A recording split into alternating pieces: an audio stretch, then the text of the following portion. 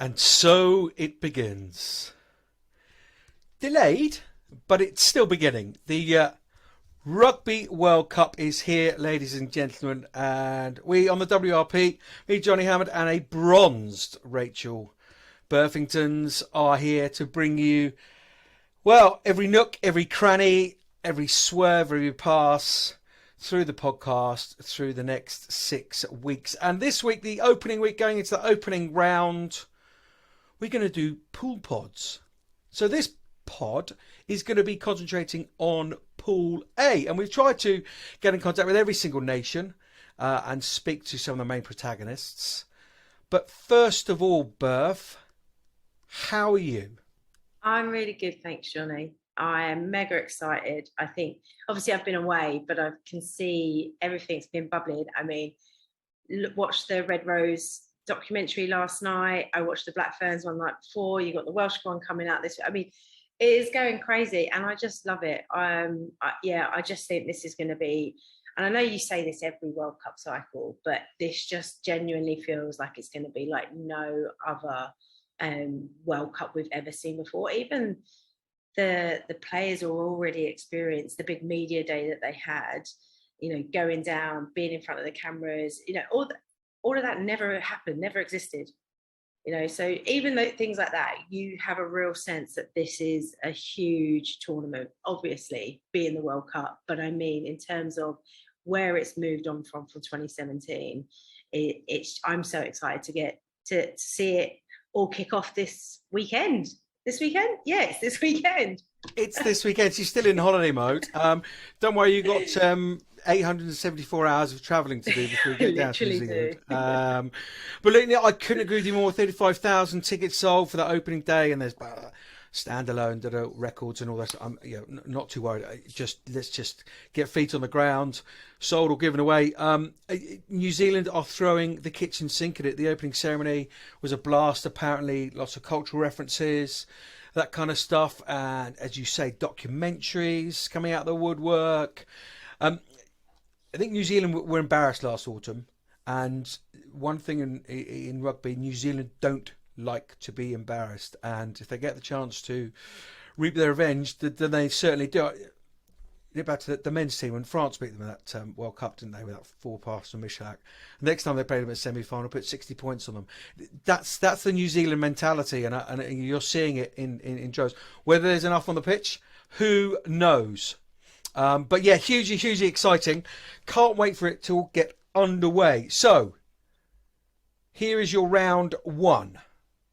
Saturday the 8th of October, local time, 2:15 in the UK, 2:15, South Africa against France, Fiji against England, 4:45 here in the UK, all of these on ITV, Australia versus New Zealand at 7:15, and then on the Sunday, we have USA against Italy, 12:45, 00:45. This is going to get confusing over these times, isn't it? And then on the Sunday, from Pool B, at 1:45 in the morning here in the UK, 12:45 local time, USA against Italy, followed by Japan against Canada. These in Whangarei, these Sunday games. That's 3:15 here in the UK, and then 5:45 is Wales against Scotland. That is a huge game in this, and it's just nicely, seamlessly, ski sock like led us into Pool A, Burf. Before we get your thoughts on those teams and those opening games, let's hear from an absolute totem pole, a truly natural leader in the Scotland captain, Dr. Rachel Malcolm. It is a very warm welcome yet again to, I think we can probably in that bracket a friend of the pod. Yeah, Doctor. I consider myself a friend. Oh, look at that. Dr. Rachel Malcolm, the Scotland captain, all the way down there in New Zealand. Rachel, how's it been so far? You just had the opening ceremony. How's things? Yeah, it's been class. Like for most of us in the team, it's our first time out here. So to get a week in Auckland to kick us off was really good fun. Got a few kind of cool activities, good training blocking, and then finishing up with the opening ceremony, which was actually like I don't think I'd really appreciated how cool it was going to be.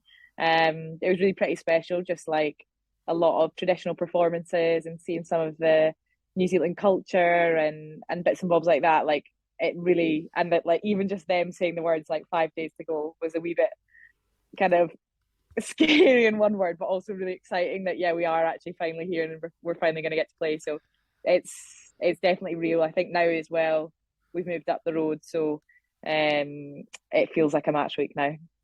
Yeah, you're up in Whangarei now. Lots of sort of social media clips coming back from that opening ceremony, dancing and whooping, hollering, and singing and all the rest of it. Were you up out of your chair giving it some? I absolutely was not, because I think I'd clear the room if I did that. But I was appreciating from the comforts of my seat. But no, I was not up out my chair. Rachel, it's a lot of first. First time in New Zealand, you just said it's first World Cup for most of you. How difficult is it to balance your personal excitement? Oh my God, this is so amazing to be doing all these firsts, and then actually being that figurehead of that Scotland team. Because if you're a little bit giddy and what have you, that's going to transcend through everybody else. How difficult is that for you, tying with your emotions? Yeah, I think it is tough. Like one thing we've talked a lot about it before we came out, which I think is quite good. Like kind of how big a deal it is, but also ultimately we want to do the best that we can for our country. And the biggest like thing is we want to enjoy this experience. Like we don't want to get kind of bogged down by the pressure of it, for one, but we also know that if we play well, then we will enjoy ourselves a lot more in that experience. So I think we've had really clear meetings around like our values and what we want to get out of the tournament, both on and off the pitch, and how we are going to get the best out of us on the pitch.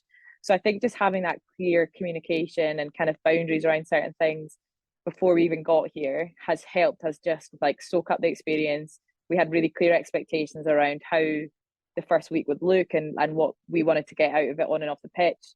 And now that we're kind of out the way as well, away in like the back end of nowhere in Whangarei, it's quite nice because there's not too much going on around us. You are a wee bit secluded, and it feels a lot more like a traditional match week, even though when we were in Auckland it was all quite buzzy. Everywhere you went everyone was talking about it. Now we can just kind of we're in a really good place. We've had 2 really good training sessions out here today, and it feels like we're in a good place mentally for it.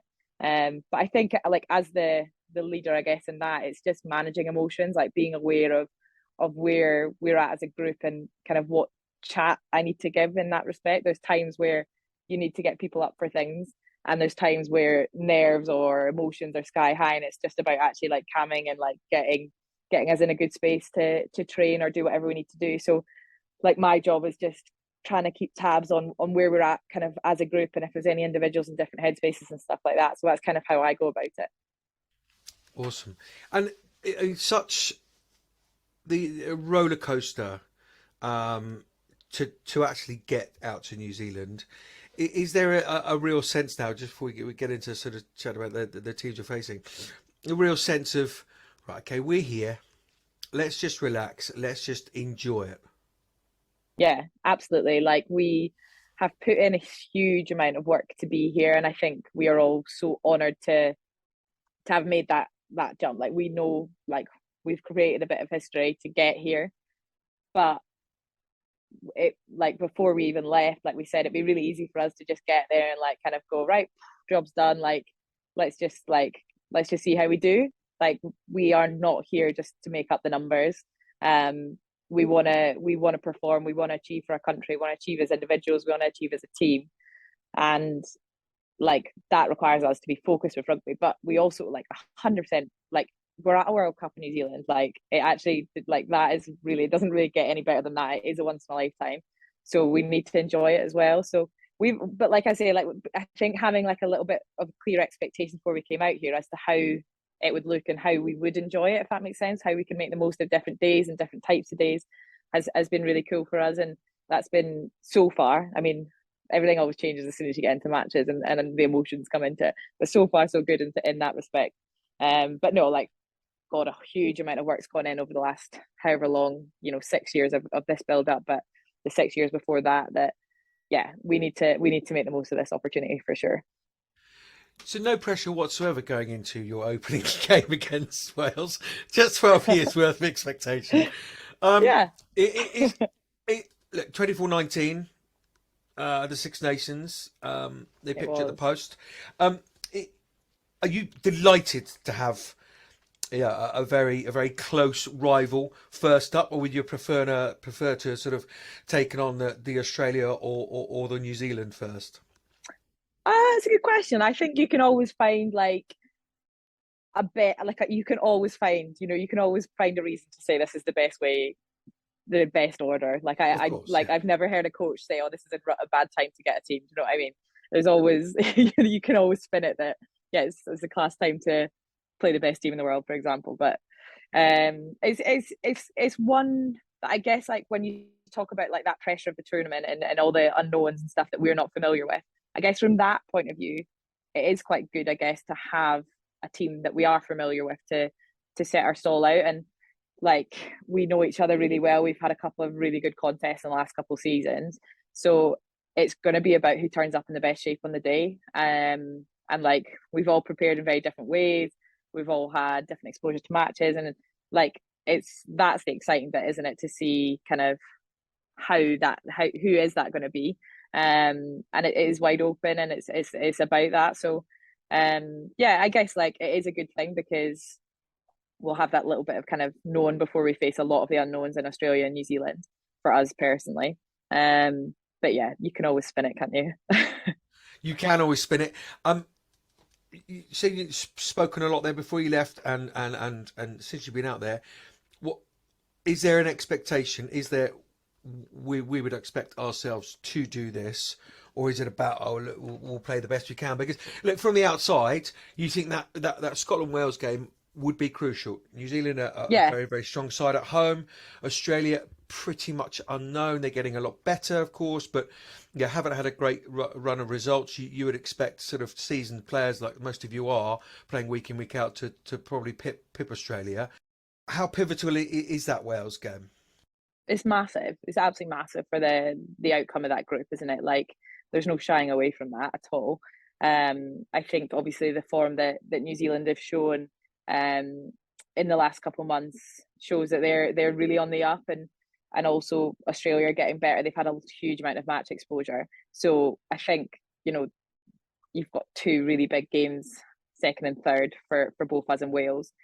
So whichever team starts out on a win, it is in a really good spot, especially when you look at the makeup of the other groups as well, and those third places become important, and all the bits that go with it. So like, they've been our like, that's the match that we've really focused on. We've not really looked beyond that at this point. You've got to get that right. We know how strong Wales are at the minute. We've seen them play obviously a lot recently, and we know that we can't be caught sleeping in that first match, and it's all to play for. It really is. And then you've got the host nation. That must be cool as well, because 35,000 odd tickets for the opening day that are sold. New Zealand, I mean, they are throwing everything at it, social media wise, and all the rest of it, aren't they? That's a really exciting prospect as well. Oh, I'm absolutely buzzing to play Australia, but also buzzing to play New Zealand. I think, like, to play New Zealand when none of us have played New Zealand before, play in front of the haka, like all the bits that go with it, is an incredible experience. Of, like, first and foremost, like, obviously we want to go out and perform and do the absolute best we can on the pitch, but also, like, it doesn't need to just be that boring chat that it's just not a game. It is really exciting. It is a big occasion, and we want to enjoy that. And yeah, like, by that point we'll have a better idea of where the group's at as well, and yeah, it's a cool one. I'm super excited to play both them in Australia, because they're two teams I've never played before, which presents a completely different challenge. So many firsts, so many cherry. It's Rachel, a cool couple of weeks coming up, isn't it? Just look, it's really, really exciting. I'll leave there because it's late with where you are now. Rachel, I really, really appreciate your time. Perhaps we'll catch up later in the tournament, but all the very, very best for the rest of the tournament and for that opening game. Hi, I'm Lydia Thompson, and you're listening to the amazing, world-class Women's Rugby Pod. Lovely to chat to her. Huge game in that pool, isn't it? We'll go straight to that final game on Sunday, 5:45, Wales against Scotland from the Northern Event Centre in Fangray. Wales against Scotland, Wales 24, Scotland 19 in the Six Nations. Looking at the rest of the pool, just how pivotal is that game for both of those?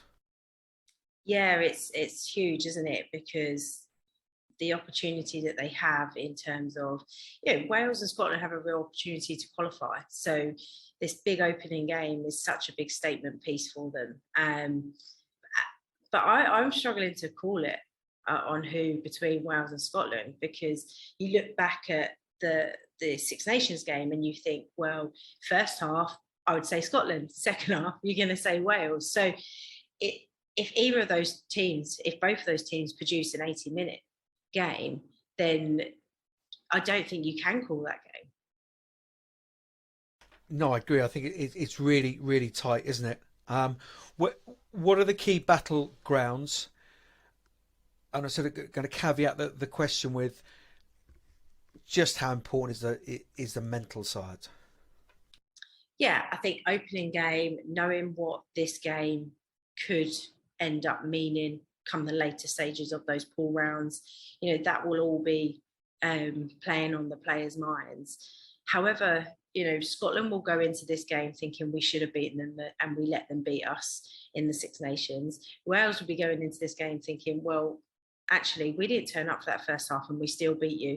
So that there'll be all these different kind of mind games going on between in their own camps and justifying things, because that's the human thing to do. But I think, the area that Scotland really struggled with was the breakdown area. For example, when Shaun Harries came on, she raised the tempo and Scotland couldn't stop it. And I think so but that was a long time ago now in the context of where we are today. So I think both teams would have moved on heavily from that game in the Six Nations, but take a lot from it. I really want to see how the kicking game has come on for Wales. It was an area that they've consistently been struggling in, but they've had a huge amount of focus on. You did see glimpses of that against England, being able to clear out their own 22 at times. But yeah, I think, there's going to be plenty of good matchups against head-to-heads in this game. Oh, they're huge. A couple of things to pick up on that. One, we spoke to Keatley, didn't we? Kedsdale McLean at Ashton Gate, and she spoke about Elle Snowsill, who does seem to be, she's the incumbent number 10. She does have that kicking game, perhaps the structures and what have you around her. Presumably that's something that they'll be looking at. Selection, again, is always the biggest and the most important thing a coach to get right. That selection is going to be key, isn't it? Robin Wilkin comes in as well. Yeah, new contract just handed to her, but into the World Cup. So, do they go for a more kicking option at 15 in Robin? Yeah, or do you slot her into 12? And then you've got two kicking options either side of the ruck. Yep, you could do that, can't you? But it's not something they've been particularly playing, isn't it? They like having Karen Lake and Hannah Jones in the centres, don't they? Sharni Williams is there now as well, former Loughborough Lightning Wasp player. But the other thing I was just going to pick up on, having been inside the Wales camp for a majority of a day and just talking to Rachel Malcolm there, I'm not sure whether the contracts and the professionalism is sitting lightly with Wales. I'm not sure it's giving them a release. I just sense when I was down there, just a bit of tension to it. And we've got to perform. It's such a rugby nation. We've now got contracts. There's no excuses, and that was weighing quite heavily on them. I felt. And in Scotland, plenty of stuff's going on off the field. I just hope that doesn't weigh them down. It sounds like they're fully involved in lots of conversations about what they're doing, when they're doing it, with the management, and the players are fully involved in that. So you're right. It is so tight. Who's key for you, Scotland? For me, Jade Conker is massive for them. The workload that she gets through, the collision work, her work rate. She's a player that's going to keep Scotland on the front foot.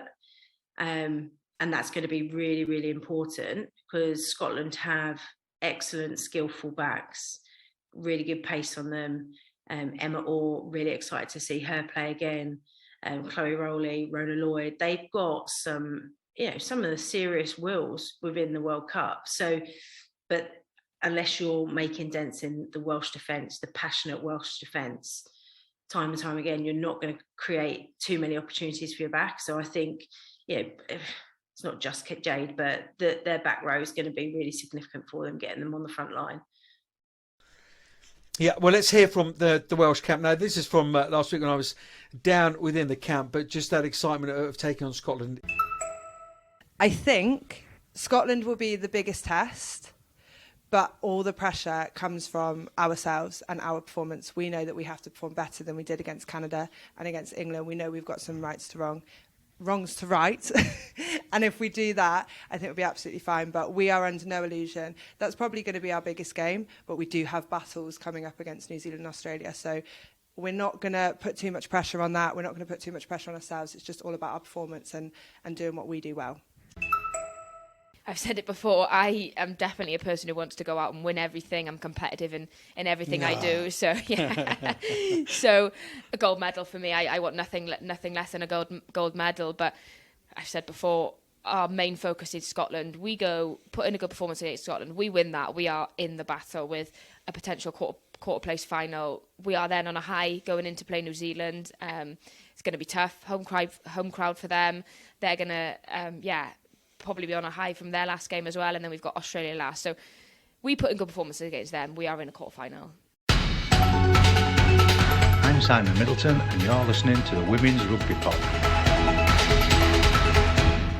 Georgia Evans, the flanker, and Jazz Joyce, the speedster there from the Welsh camp. Come on then, Burf. I'm not going to let you get away with it. Who's winning?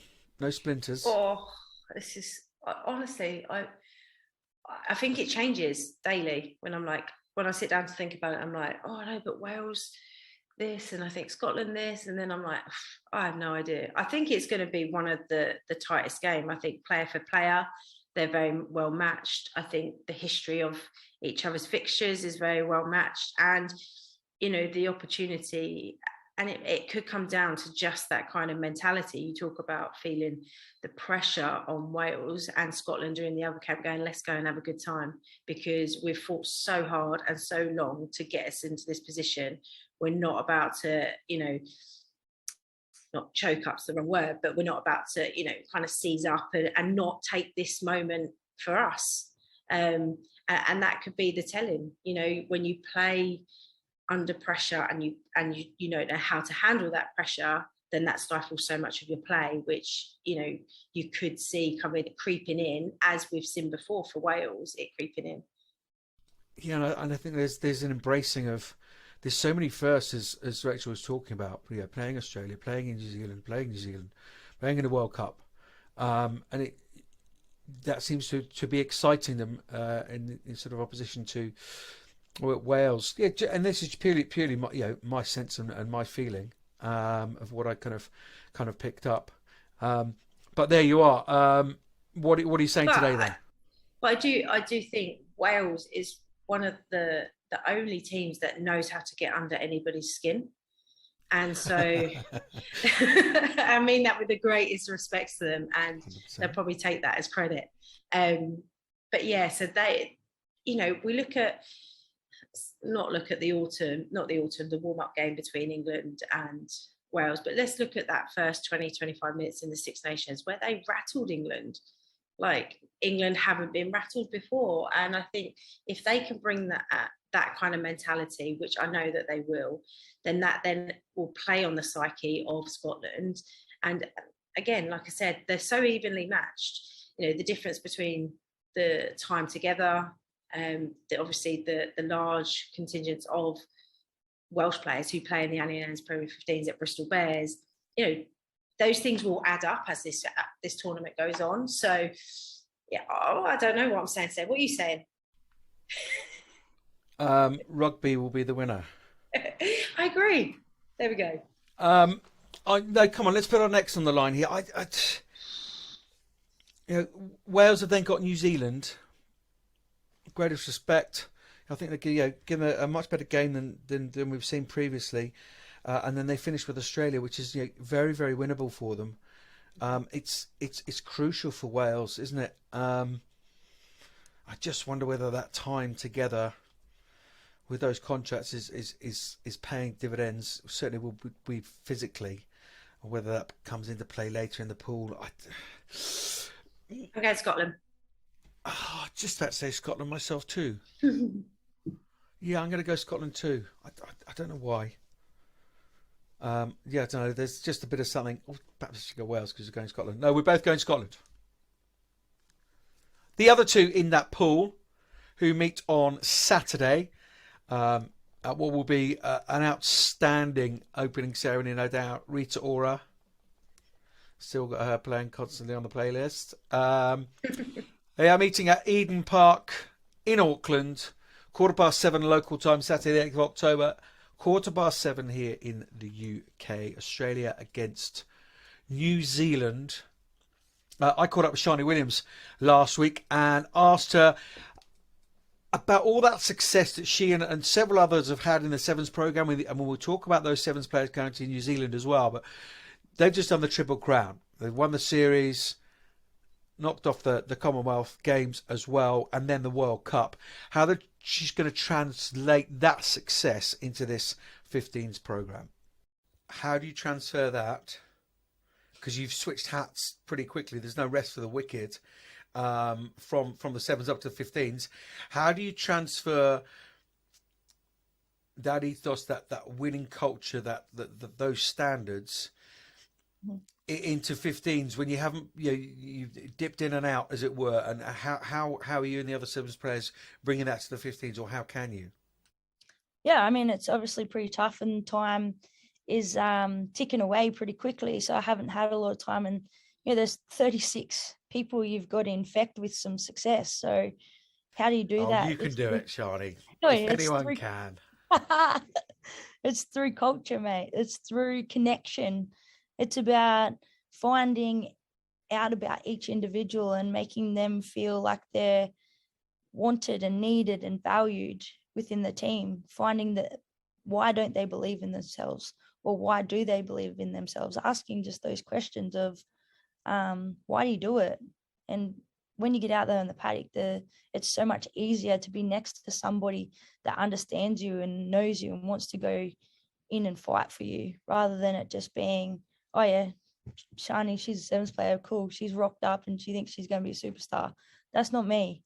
Like, I'm coming in here to help these people grow, help them understand and lead by example, and show what professionalism can be about.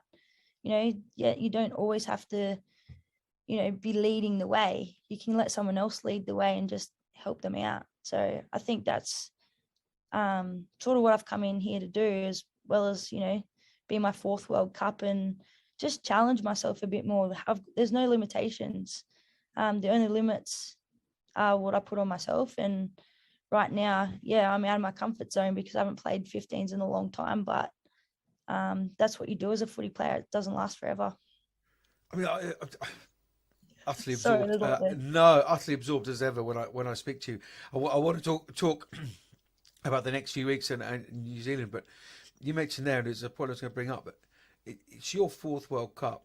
As I say, we've got one of the biggest sock draws in the game, and you conduct yourself quite impeccably off the field, and very true to yourself. Where does your drive come from, Sharni? Because that's a lot of time at the coalface. That's a lot of tackle bad. That's a lot of times you're raising the hand to squirt the water bottle in your mouth. It's a lot of flights. Where does your drive come from? I think it's changed over the years.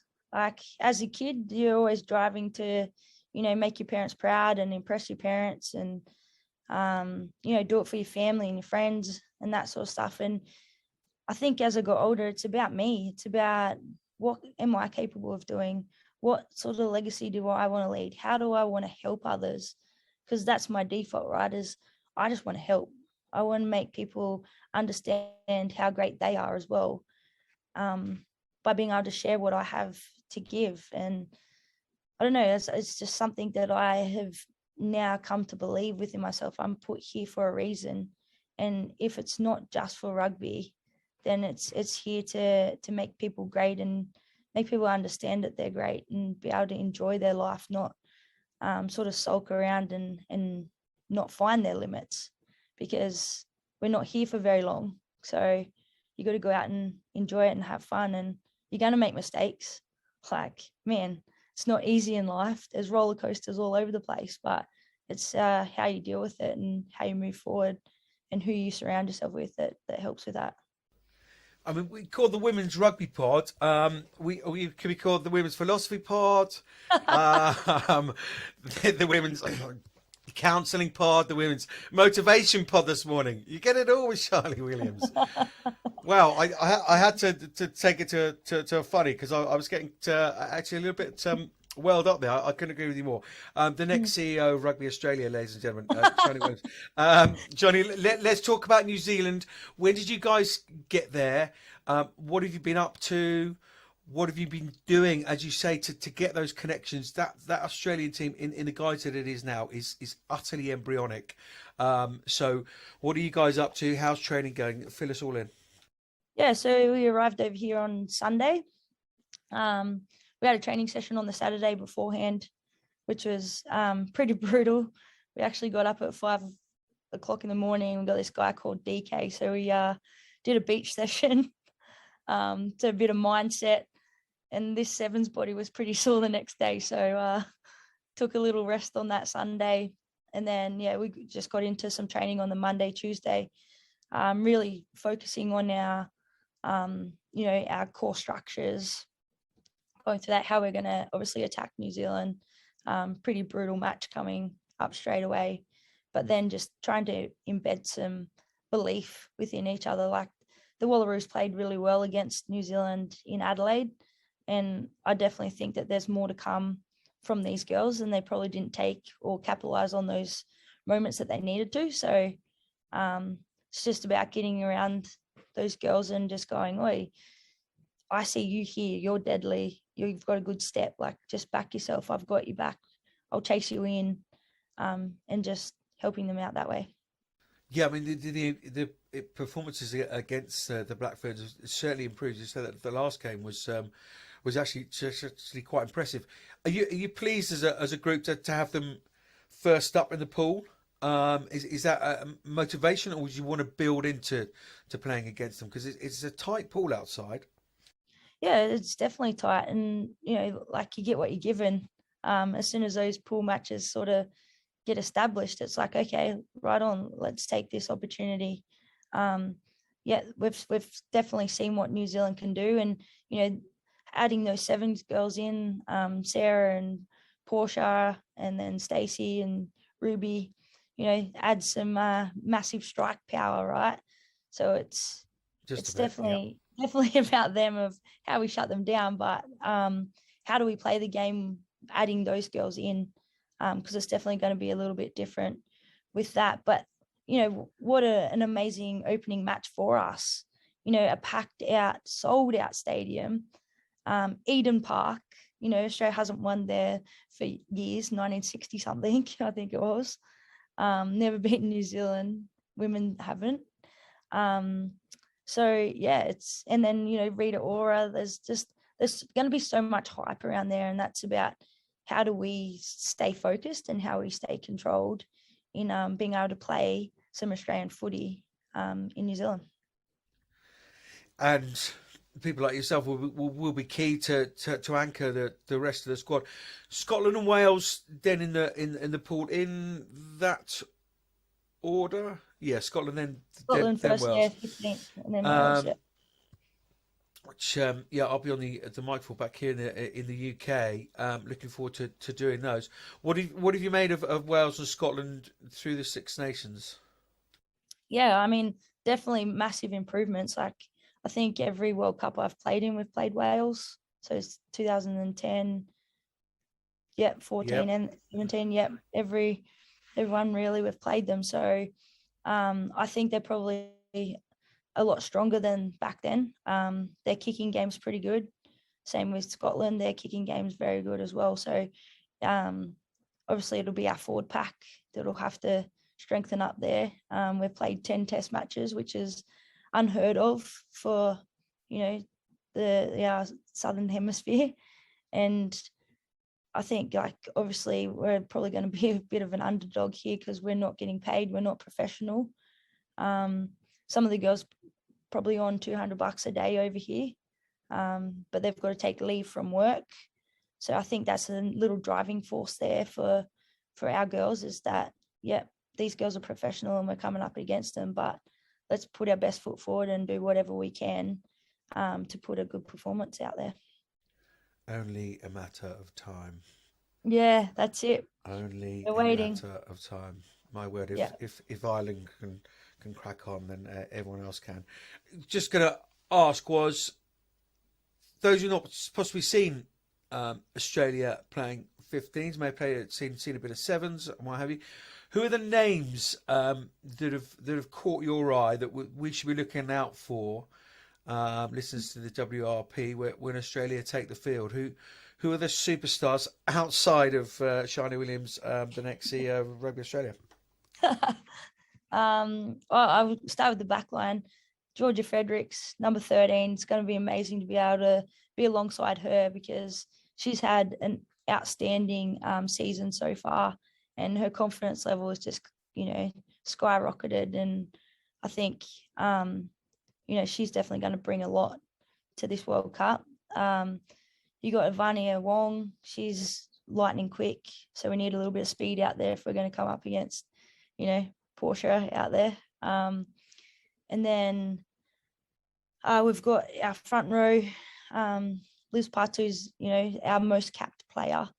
Not our oldest though, but our most capped player. Who's that reserved for? No, carry on. Yeah. And then can't go past the captain, Shannon Parry. The Bash sisters are back together, so looking forward to linking up with her and enjoying some footy again alongside her. Grace Hamilton at that number 8, she's pretty deadly at being able to run the ball and offload. We've got weapons all over the place, but those girls sort of stand out for me at the moment. Our controller in Arabella McKenzie, number 10, she's got a great kick on her and will definitely put us in good territory.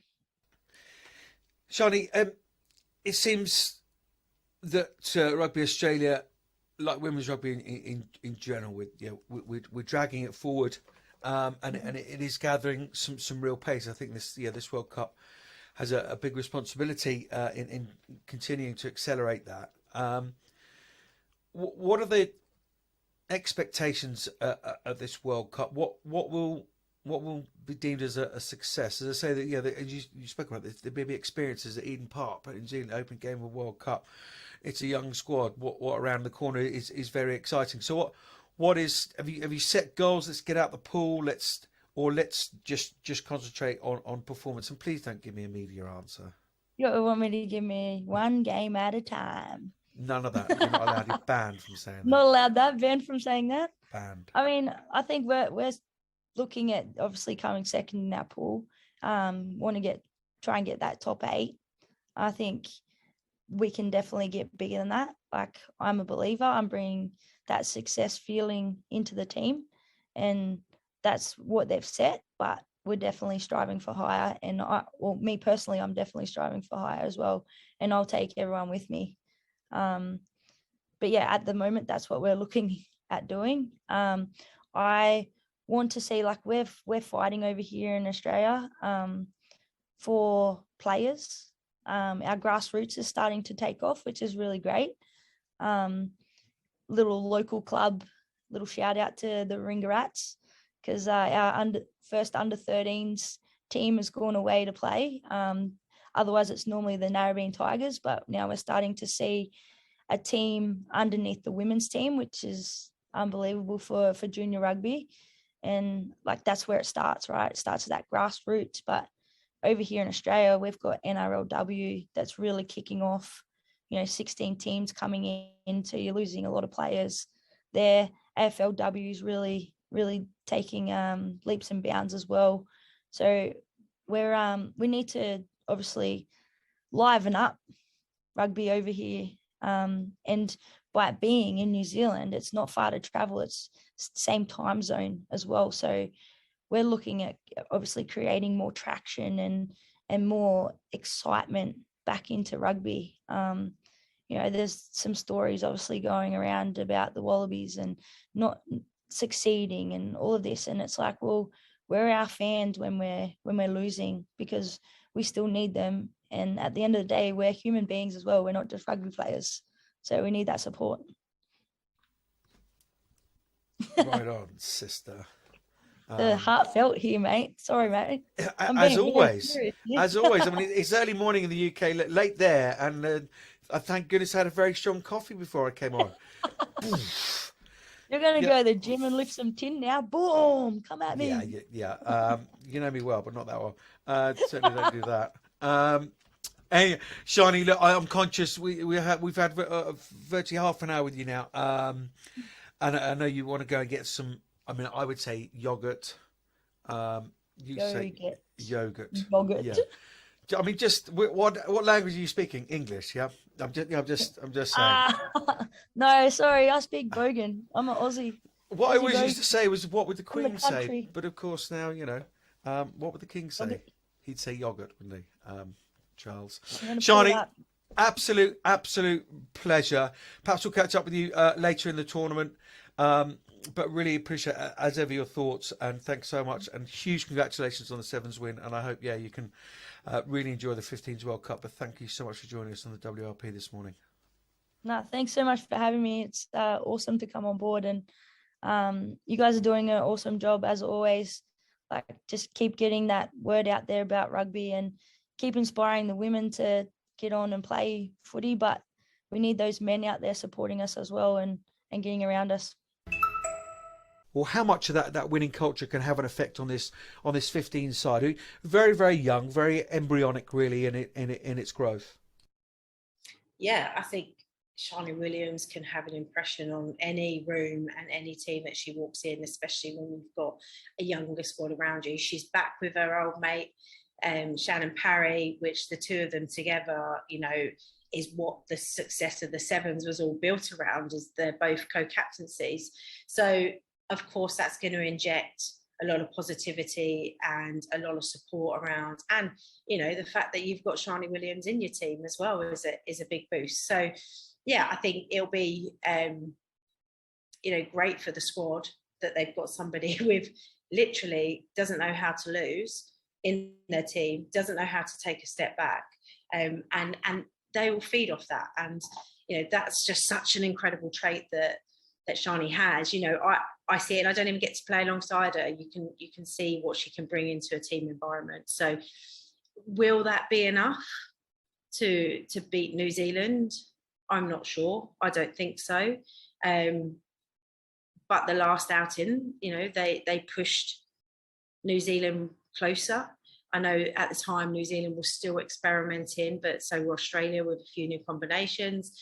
But that last test, I think, will give Australia a lot of confidence to go, do you know what?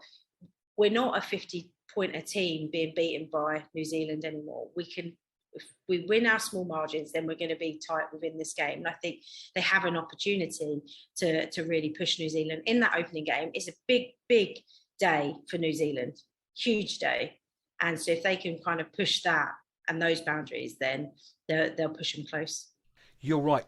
It is massive. We spoke about the sort of embarrassed kind of feel to it, but the media over there going for it, everything's geared up, isn't it, for this home World Cup? Crowd expect. How difficult is it? 2014, you would have been kind of similar, that kind of pressure, or certainly one of the teams to look out for in the tournament. How are they going to deal with that pressure? Are you going to answer with talking about Sevens players again? Oh, potentially. No, I think, they've obviously got a huge amount of support going into this World Cup. They obviously have got Wayne Spiff, who everybody describes as the master. He's well experienced in these circumstances with players, with teams at Rugby World Cups, at home Rugby World Cups. And Bunting obviously has come in, done a lot of cultural work, and they'll have psychological work. So there will be lots of talk around it. But for me, I think the players like Portia Woodman, Ruby Tui, those two players alone capture why they love playing rugby. They enjoy it so much, and they have so much fun, and they've always got a smile on their face. And I think they bring that into the environment. And I think that's quite a New Zealand culture that they have, is that they love and enjoy the time that they have together, and they're enjoying what they do, as opposed to letting it be a burden or a weight on their shoulders. They, win or lose. We saw it, and we'll talk about sevens again. We saw when New Zealand lost against Australia in the Rugby Sevens World Cup. There's still smiles, there's still love, there's still this whole, we still love what we do. And I think if they bring that, then that kind of pressure, and they just go, do you know what? Wow, look at our country. Look what our country's done. This is for us. We're doing this for them. And I think they embrace that side of it, as opposed to thinking, oh my God, this is really daunting. Oh my God, we've got TV crews, we've got media outlets, we've got there's billboards everywhere in Auckland. I think they just take that on as this is class, and this is what we're about, and this is what we want. Yeah, and that can be dangerous as well, because then, sorry, Johnny, because then when you're a team with a lot of talent and you've got this huge amount of confidence, and you're just, embracing all of that, then that's when you can be really dangerous on the pitch as well.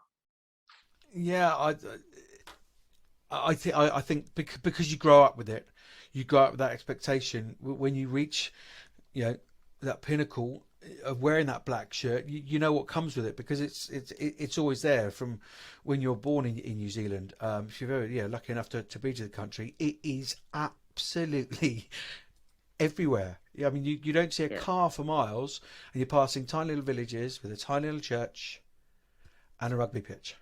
Yeah, and a rugby pitch, and it is absolutely everywhere. I think I agree with you. I think those guys with that sevens experience and the big crowds and all the rest of it embrace that kind of stuff. If they're looking slightly ahead, which of course they won't, and all the rest of it, they then take on Scotland and Wales, and possibly further ahead there. What do you need to see from New Zealand to be properly challenging, the Canadas, the France, the Englands, potentially later in the tournament? I think physicality. If they want to match England and France, the physicality element of the game has to be the first thing. They've got to get the tackle area right. They've got to get the collision right. That we know what magic they can create out of nothing and out of pure, perfect set piece.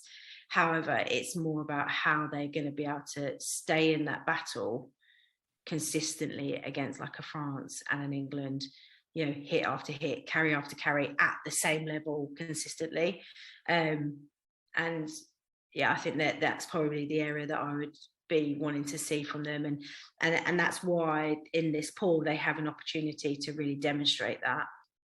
It looks to me that they've done a lot of work on what they feel is the right fit for the team. Their warm-up games, their internal games, they were constantly looking at selection, like all teams going to this World Cup, there's been a couple of people that have been left at home that probably could have also been on the plane, but I think they want to play a real fast tempo game because of the backline that they have selected in terms of the ability of how they can play. It's a really experienced backline as well. Their pack isn't as experienced. So maybe that's why they felt they could maybe leave some of those anchors out, because there's enough kind of anchors around some of the youngsters. Come on then, are New Zealand going to sink or swim with the pressure? I think they're going to swim. Swim, yeah. New Zealand 100%. Win? Yeah, I think Australia will be challenging first half especially, but I just think that they've got. Sorry, I'm long-winded this answer out. Yes, New Zealand win. Right, Good. From ramble to 3 words. We should have told the viewers it is like 5 a.m. here, and I just did a 4 a.m. call. So Yeah. Excuses. dry your eyes. Yeah, here's the smallest violin playing just for you. So there we are. Burf and I going Scotland, New Zealand to win the opening games. Just to remind you, 7:15 here in the UK. Australia against New Zealand on ITV. And then on Sunday from Whangarei, 5:45 in the morning. That's 5:45 local time in the afternoon. Wales against Scotland, 9th against 10th seeds. There we are then. That's Pool A wrapped up. We'll see you for Pool B. Until then.